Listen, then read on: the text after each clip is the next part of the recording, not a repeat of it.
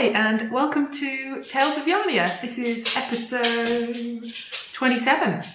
My name is Hannah. I'm coming to you from Cheltenham in the UK, which is where I live with my other half Jimmy and our yellow Labrador Jonah, who's just playing with his toy just here, so he's making a bit of noise. Don't know if you can see him well, but hopefully he'll settle down. Jonah, Jonah, you go lie down. I know. I think you can just see his tail wagging. Anyway, social media wise, you can find me as Yarnia Designs on Instagram and Ravelry. We've got a group for the podcast on Ravelry called Tales of Yarnia, and I've also got knitting patterns, which are my designs on Ravelry. They're under Yarnia Designs as well. But I'll include links to all of those just down below. And I think that's my intro done. So, yeah. Sorry, I feel a bit out of practice and Jonah's distracting me a little bit. Jonah, you have to take that away. You can't. You're being too noisy. Hey. Hey. Go lie down.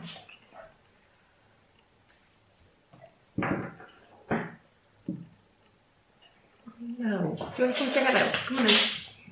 Yeah. Say hello.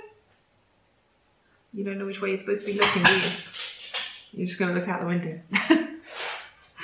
Anyway, on to the actual knitting stuff. It's been, I think, about 2 weeks since our last podcast, and there's probably a bit of an elephant in the room, because I'm wearing my first FO of, well, no, this is actually my second FO of 2019, but it's the first one that you're seeing on the podcast, so I thought I would wear it. So I'm just going to stand up and give you a proper look. This is my soiree sweater, which is a pattern by Emily Foden, and it was in Pom Pom. I think it was definitely their 5-year anniversary issue. I can't remember which number it was, but I will include a link to the pattern in all of the notes, which will be just under the video. And I absolutely love how this has turned out. So the yarn I used is Touch Yarns. It's a New Zealand yarn, which I got when we went over there to visit. And it's a merino possum silk blend, I think. I'll include a link to the Touch Yarns website. I think they do ship internationally, so I'm tempted to get some more at some point because I love how it's turned out. It's just so fluffy. You can see the halo there. And the possum is super warm. I learned when I was over there from a knitter who I met at a craft fair that the possum fibres are, I'm just going to sit down again now that you've seen it. The possum fibre, the hairs are like hollow hairs. I think when you were looking at this, it's sort of like the black sort of hairs that you can see. Don't know how well you can see it, but hopefully you can. The darker little hairs that are in it, those are the possum hairs, and they are hollow. And what was I trying to say? Oh yeah, the lady told me that possum fibre, the hairs are hollow, which trap heat. So they are really good for knitting clothes that you want to keep you really warm. So I thought that would be really, really cool to use in a sweater. And it seems to be working. I am quite warm. So, yeah, I really, really love this pattern. I love the design and how easy it is to wear. Like, you can just throw it on over like a skirt, or I think I've worn it to work just with like a pencil skirt, and then I love wearing it just with jeans. And I have got a vest top on underneath because it is quite cropped. But I think I included one extra repeat of the cable pattern. So I'd only included like an extra inch on the length. So, but I think that works quite well for me. That length, it feels sort of similar to my Tegna length. I did block this quite aggressively. But I really, really, really love how it's turned out, if you can't tell. So yeah, that's my first FO that I'm going to be showing you. I have one more FO, which was actually my first FO of the year, and I'll just get these. They're on sock blockers already, I'm prepared. And they are my socks. I called them my sort of Christmas socks. They were meant to be a Christmas Eve cast on, but I decided I couldn't wait for Christmas Eve and cast them on anyway. So the main colour yarn, the pattern's just vanilla socks. And I just added in the New Jets heel, which is a pattern by Becky Sorensen of Soprano Knits. I think she's got the podcast called Soprano Knits. I think that's what the name of it. But yeah, so the main yarn is Mr. B's yarn in the colourway I'm the Gingerbread Man, and I believe it's just one of their Christmas colourways, so they probably won't be dyeing it up again until nearer to Christmas this year. But I saw the skein and I just had to get a skein and cast them on for Christmas. So I finished these, I think it was a few days into January, but I really, really love them. I decided to use, for the heels and toes, 4 different contrast colours, just to make them a bit extra special and Christmassy, because each of the contrast colours is left over from my Dust of Snow, which I also started in December. And I used my Advent minis from the Dandelion and Dogwood Advent calendar. So I've used 4 different colours. I can't remember the names of all of them, which is really bad. I think this one was called Popcorn and Cranberries. I remember that because that was the first one that I opened. That was day 1, I think. Yeah, I think that one was something like Bad Girls Always Wear Red Nail Polish or something. I can't remember. Not sure. But yeah, oh, sorry, that's my mug. Yeah, I can't remember the names of the colours for the heels.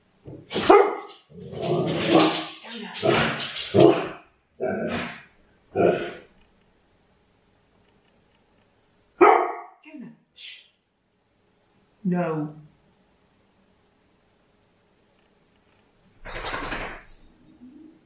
Come on. Come lie down. Yes. Come on. I think Jonah heard a noise. It was either the post coming through the front door or Jimmy dropping something upstairs. I don't know. But yeah. So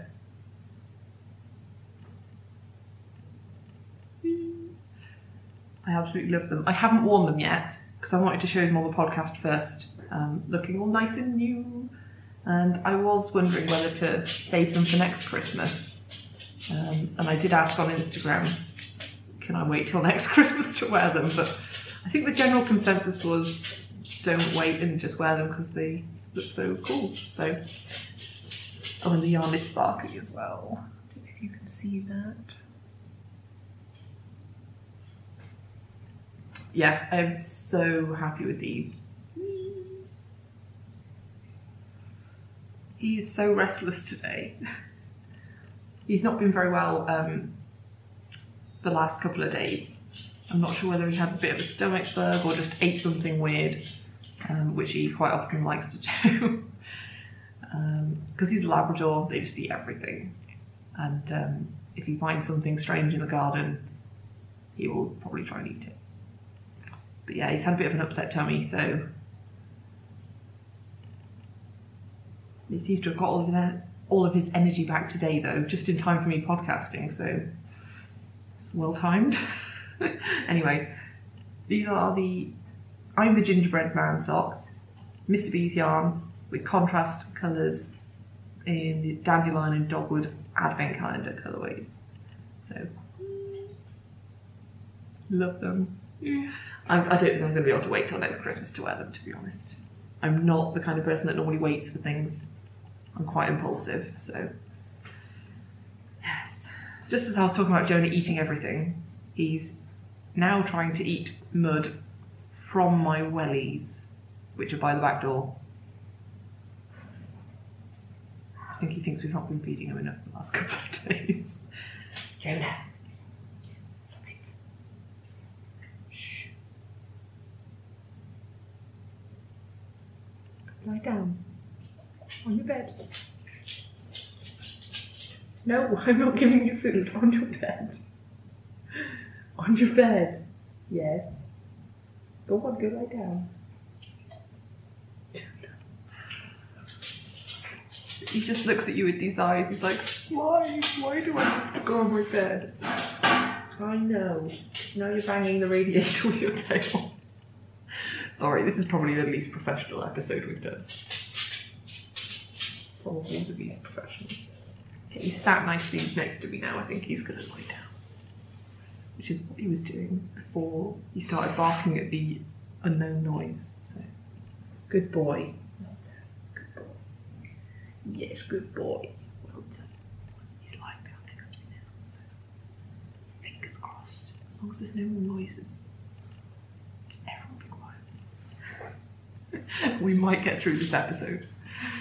Right, so that's all for my FOs. I'm going to move on to whips in a minute, but I'm just going to have a sip of tea.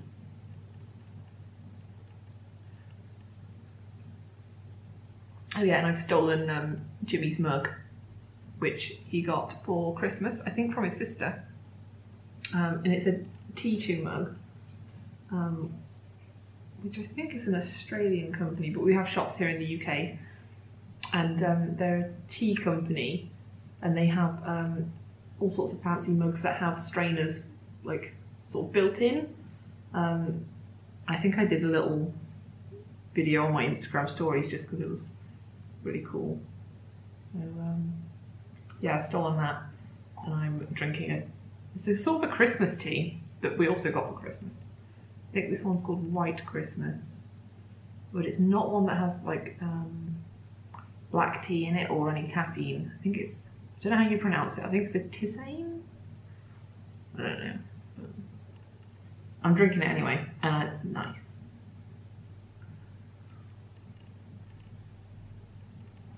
Cool. So, what was I going to say next? Can't remember. I'll just move on to whips. So, first whip I'm going to show you is one I haven't made tons of progress on, but I have added a couple of new colours. It's my Dust of Snow. So I think I've added 2 new colours, possibly 3, since I last showed it to you. So, my goodness, it's getting quite big now to show. It's just yawning. This is a good sign. Okay. Oh, it's so long. Right, so where was I up to last time? I was at where that little marker is. So I was just fading in this sort of mint green colour. So I think I did try and show you all of the wrap last time. I didn't even say this is a pattern by Helen Stewart for Knitvent 2018. So I started it, I think, on the 1st of December, and I've been knitting on it ever since, on and off. So yeah, that's where I was up to last time. So I've added in this little bit, and then I faded in this gorgeous sort of baby blue, and then now I'm just fading in my favourite colourway yet, which is, this one is called I Smell Snow. Oh, all the yarn, by the way, I have said before, but this is all from my Dandelion and Dogwood advent calendar from last year. Well, Christmas just gone. So yeah, this one is called I Smell Snow. And it is so pretty. This is my favourite one yet, I think. I say that about a couple of them. I have a couple of favourites. I have more than one favourite, right? I think that's from the mohair. So yeah, you hold fingering weight yarn. Oh, sorry, I'll just let that focus. You hold fingering weight yarn double with mohair. So yeah, I'm holding it together with Drops Kid Silk. I think that's what it's called.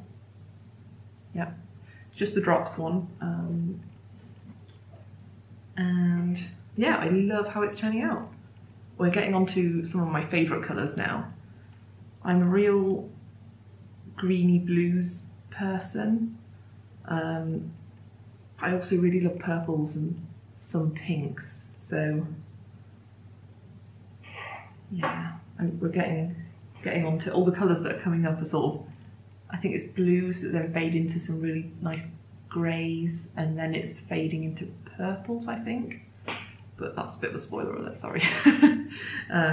Yeah, so let me just try and hold up all of it so far. I don't know how I'm going to do this when it's all finished. I'm not losing any stitches, so that's okay. Thought I had then, but it was short. Sorry, this wrap had just stabbed itself with the needle. But yeah, I don't know how I'm going to show it when it's all done. My mum was saying this after watching my last episode, because she was thinking of casting this on, and then she was like, it just looks like it's so huge, she's not sure whether she would wear it. But I think I would probably wear it as a scarf. It is huge. If I move, Jonah's going to get restless. So this will have to do some sort of diagonal shot. I'm choking myself with mohair now. Oh my god. Least professional episode ever. So, oh, there we go. That might be easier to see. Yeah, there we go. It's growing. I haven't done tons on it because I've had, well, I've finished a sweater and a pair of socks, and then I've made some progress on some new projects too, so super exciting. Yeah.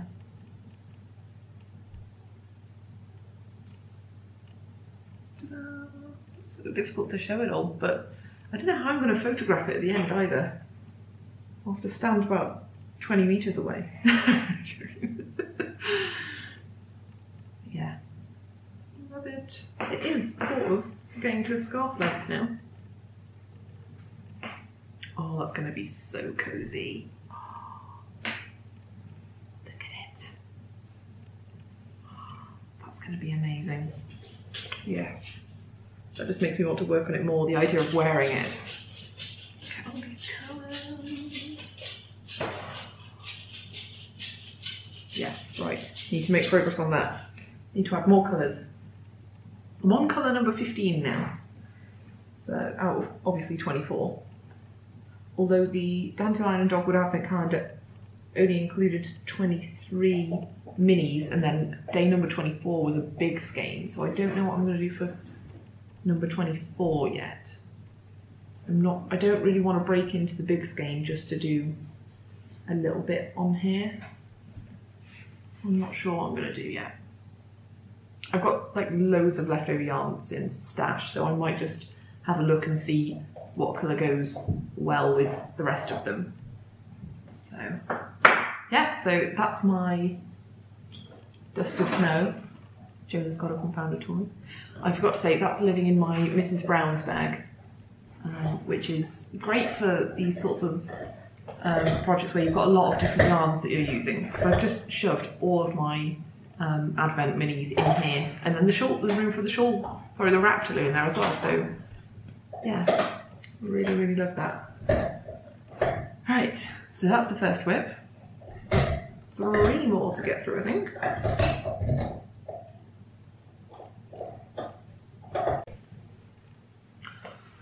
Oh, right, so I've just taken Jonah upstairs to go and sit with Jimmy because he just wants to chew on his bone and I don't want to stop him. So it's just better if he does that in a different room. So, but yeah, he's not on his own. He's just up with Jimmy, who's working from home today. I've just heard him come back down the stairs. Oh my goodness.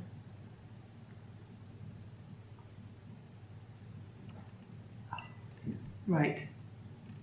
So, I'm really, really excited about this next whip. This next whip is using a new acquisition, or some new acquisitions, I should say. Ooh. So, it's living in my lovely, lovely, huge sweater size bag from Hikari Handmade, which I absolutely love. Oh. And it is the Spectre by Hohi Locatelli. I think it's a fairly new sweater pattern, and I could not resist when I saw Mr. B's Yarns fade kits, which include 4 colours, so, which is exactly what you need for this pattern. As soon as I saw the fade kits, I was like, that needs to be a Spectre. I bought their Just Rust fade kit, so I'm going to try and show you all 4. There we go. You can sort of see a bit better like that. My arms do not bend this way. I've picked that one wrong. That's more comfortable. So, I'm starting off with the lightest colour. And it's going to look pretty similar to the Spectre pattern photo, I think. Similar sorts of colours to what Hohi's used. And I think Claire is also, from the Bird Box podcast and Mr. B's Yarn, I think she is also knitting the Spectre out of this fade. I think she's got one colour slightly different. I think she's going to have Stella Bella instead of the first colour. So, it goes. So I've started off with this one, which is Rust Spot.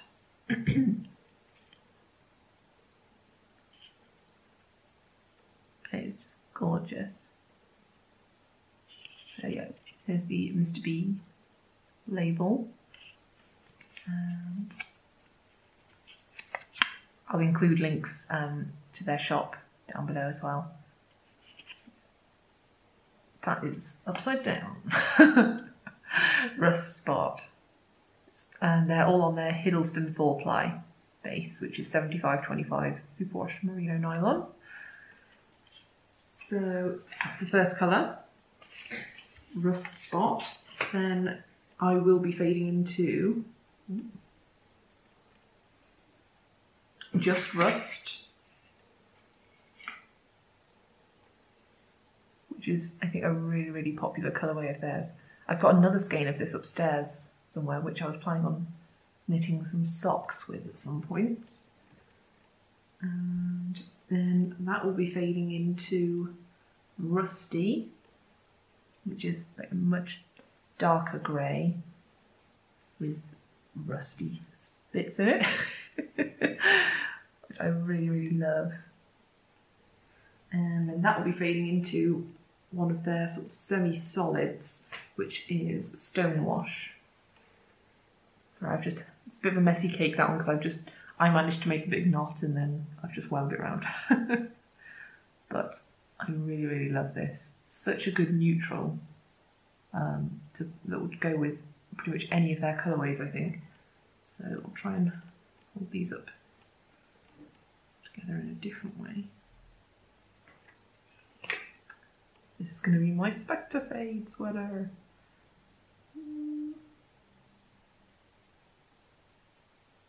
So excited. Right, so I'll show you what I've done so far. I'm only on the first colour. And where is the front? This is what I've managed so far.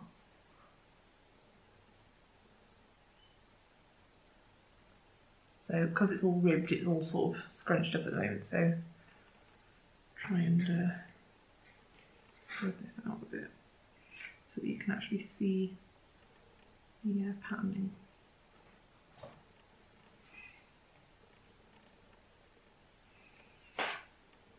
So yeah, I'm just on the yoke and I've just started the cable chart. Isn't it gorgeous?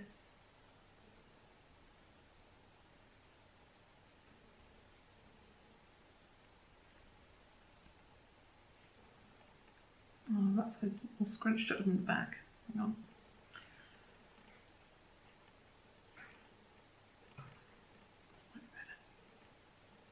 There you go. You can see the bud stitches, I think she calls them. And then I'm just working my way into the cables. So yeah, I'm really, really enjoying working on this. It's a really fun knit so far. And it's just exciting seeing the pattern grow. I'm really excited to get onto the second colour as well. So yeah, I've got a bit of a sweater knitting mojo going on here. Because as soon as I finished my soiree, I cast this on. As soon as I had the time to cast it on. And the thing that was motivating me to finish the soiree, apart from wearing it, was being allowed to cast this on. So yeah, really, really, really enjoying that. And I can't wait to finish the cable chart. I think I'm only on row 3 of the cable chart at the moment, so not that far along, but yeah, really, really loving it. And I love all the little speckles. You can see lots of them in the back as well. Yeah, the pattern does have short row shaping to make the back of the neck longer than the front, so that's good. Yeah.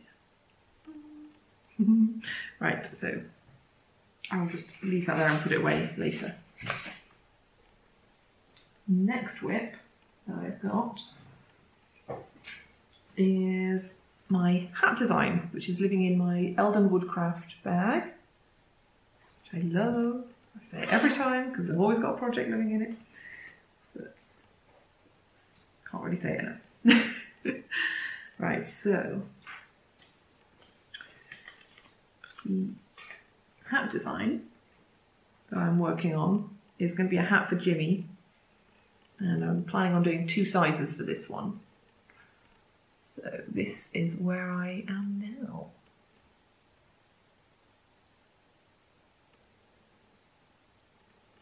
So I think the last time I showed it to you, I was where this little candy cane is. It's up to here. So I've done quite a bit since the last time. And I've been working on this during my break times at work, and I've worked on it a little bit at home, but I've mostly been doing my sweater knitting at home because this is a bit more portable to take in to work on the break. And the yarn I'm using is Walcott yarns on the Opus base. And I think Walcott Yarns is owned by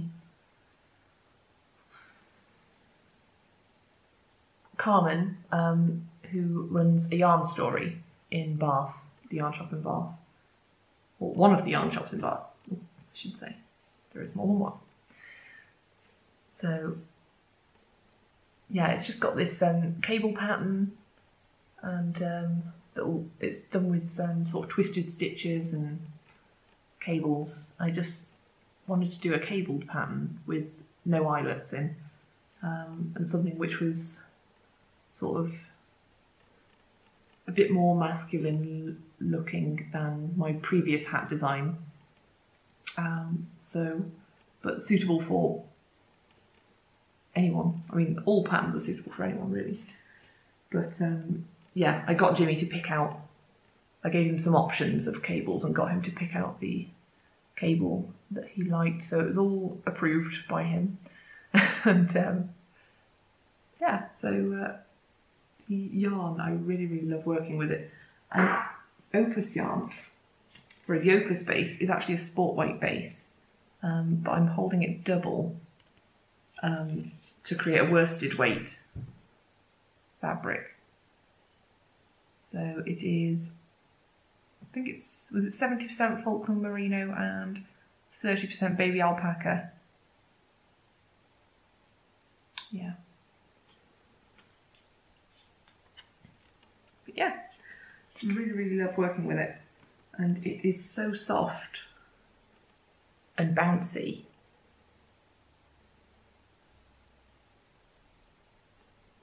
And yeah, I just love it. So I'm definitely going to be getting some of this again. I've been considering doing the same hat for myself with a different colourway of their yarn. I love it so much. So yeah, really, really enjoying this. And I'm not too far from the end now, so it probably won't be too long until I'm looking for testers for this, if anyone's interested. If you sign up, probably the best way is to sign up to my newsletter on my website, which I'll include a link to down below. I only really use the website as another way to link to my Ravelry store and a way for people to sign up to the newsletter. The newsletter is mainly, I've only used it so far to send out information about upcoming test knits and for people to sign up. So that's all I'm really using it for at the moment. So yeah, that's probably the best way, because I'm going to make sure I always send out an email to people that have signed up to get this information first, and then I'll post about it on Instagram. But you might not always see my Instagram posts, depends on what Instagram decides to do with algorithms or all that nonsense. So best way to find out when I'm looking for testers is to sign up to the newsletter, and then you'll definitely be the first to know. Right, so that's my hat design. Don't know, I'm trying not to put any pressure on myself for like deadlines and things like that at the moment, just because we've got quite a lot going on at home and with illnesses and things like that. So I'm just trying to keep it as relaxed as possible and not put too much pressure on myself. So I would probably estimate like a couple of weeks until that's ready for testing, but I can't really make any promises at the moment. So yeah, right. I've got one more whip to show you. She's it's a baby whip at the moment, and it's living in my cute little sort of sock sack from Thimberland thread, which I always use. Well, I normally use it for socks, and it's really useful because it's quite small. It's easy to fit in my bag, like if I need some knitting to take to appointments and things like that, it's easy enough to fit into there. So, oh, what have we done here? Twisting the cable. Right. So this is just a pair of vanilla socks. Oh, God, I just stabbed myself. And I'm going cuff down because that seems to be a bit of a thing that I'm enjoying doing at the moment. I don't know why I've switched from going toe up to now going cuff down. I don't know whether it's just I'm really enjoying a bit of a change. And I quite enjoy Kitchenering a heel. Not heel. Kitchenering a toe. And I think I like that I'm getting the ribbing done out of the way at the start of the sock, because I hate doing ribbing. So maybe my next sock design will be cuffed down. Don't know. But yeah, this yarn is, I think it's Laughing Yaffle, who I think is based in or near to Bristol in the UK. So yeah, most of the things, I think all of my whips, apart from Dust of Snow, are being knit in yarn from people based in and around Avon and Somerset, which is fairly close to me because I'm in Cheltenham. So I am supporting local business. Oh, I'm quite proud of that. That's good. So I didn't actually realise that. I've just picked all of the local to me dyers and yarns to work on here. So yeah, I just wanted a simple vanilla pair of socks because as soon as I finished my other pair of vanilla socks, I felt like I didn't have any emergency knitting to take with me if I need something to take with me to, I don't know, waiting room or something like that. It's good just to have a pair of vanilla socks that I can just pick up and go wherever.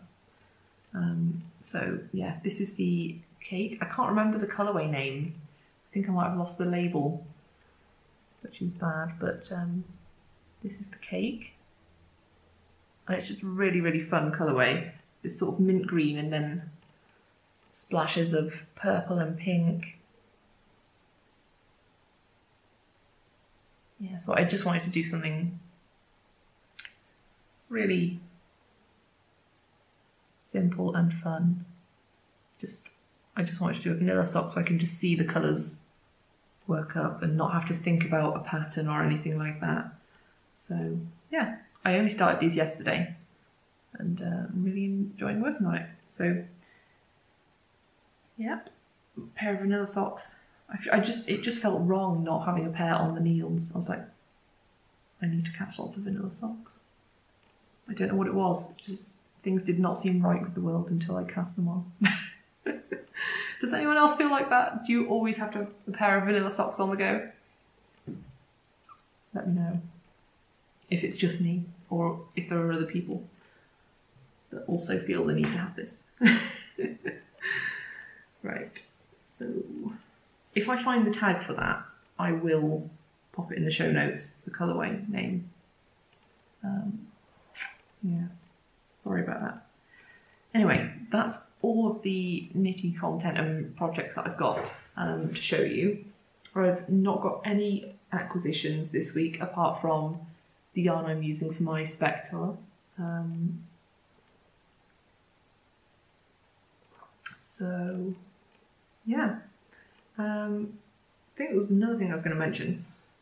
There are a few exciting events coming up over the next sort of month or so near to me in the UK, which I'm hoping to go to. The first one is Flock, which is a new event. This is going to be the first sort of date for it, and it's being organised by the wonderful guys of the Bird Box podcast and guys behind Mr. B's Yarn.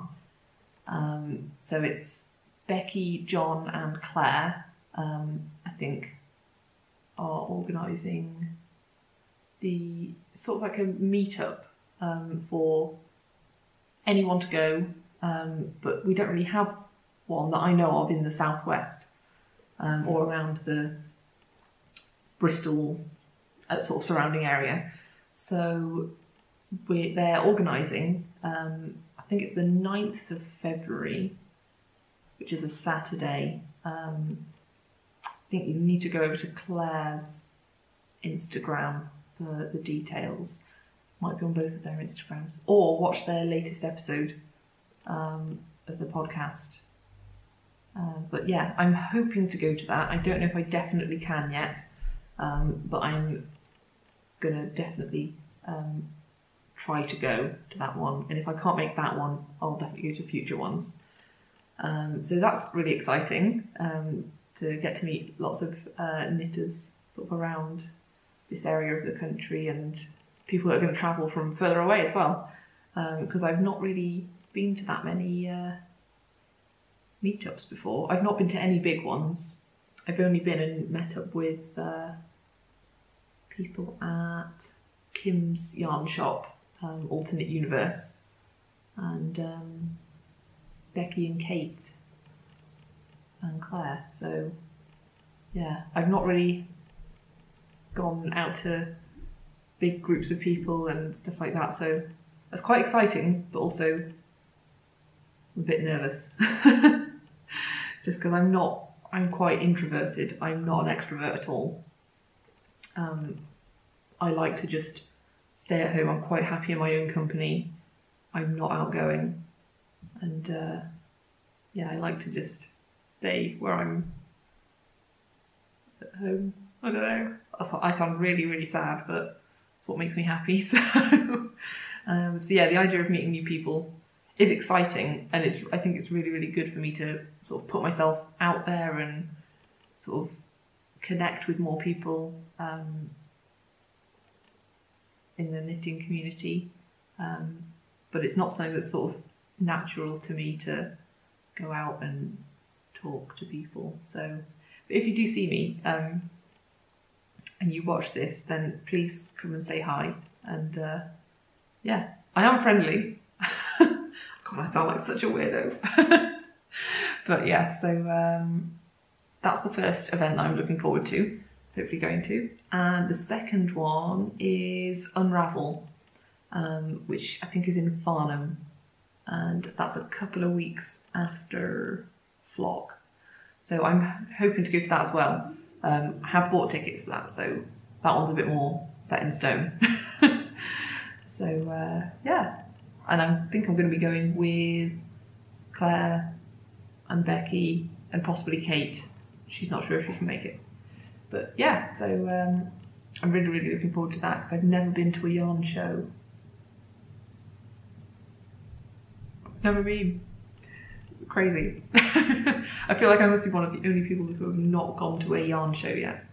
So that's really, really exciting. Really looking forward to that.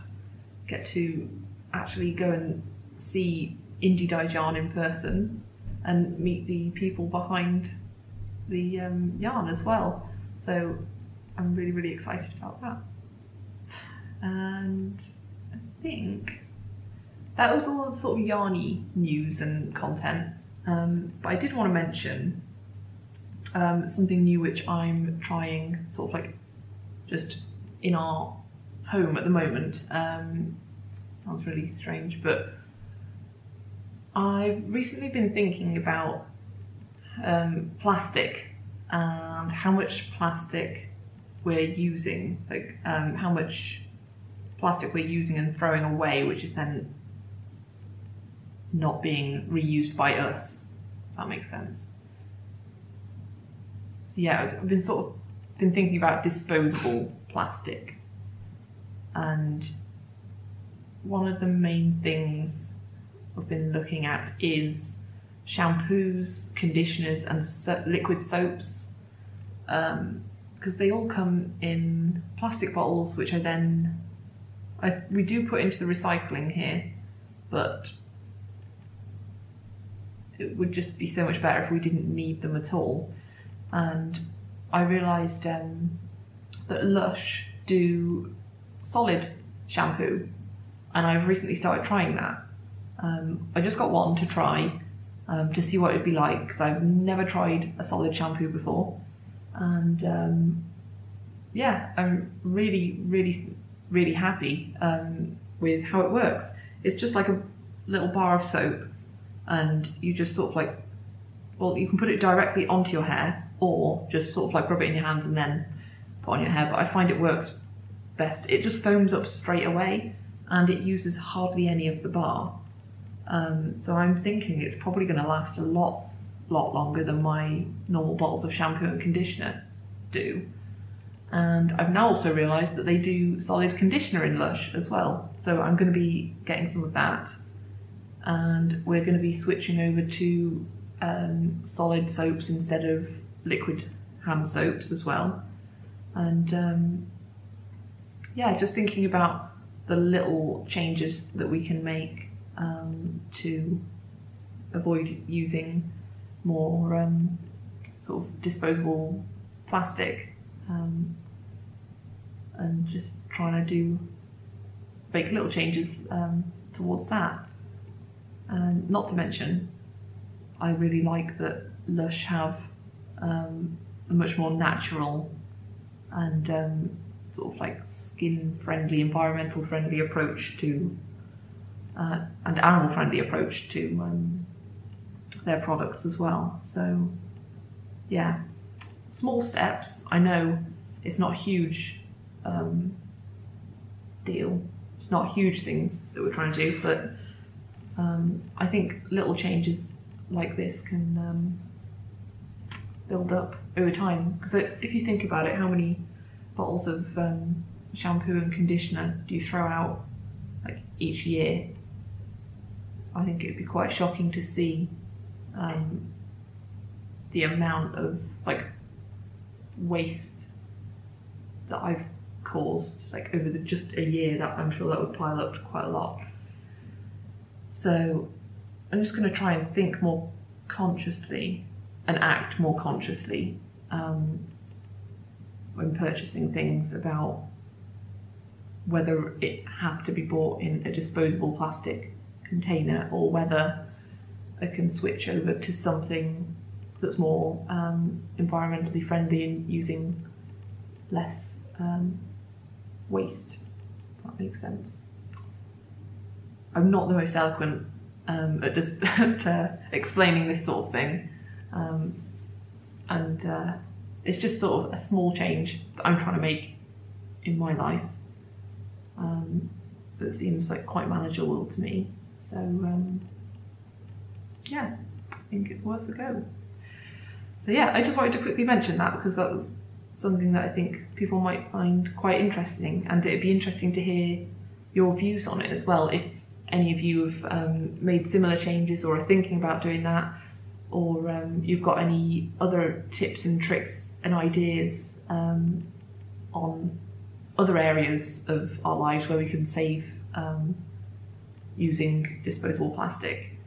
That'd be really interesting to hear, so please comment about that. Be really interested to hear what you've got to say.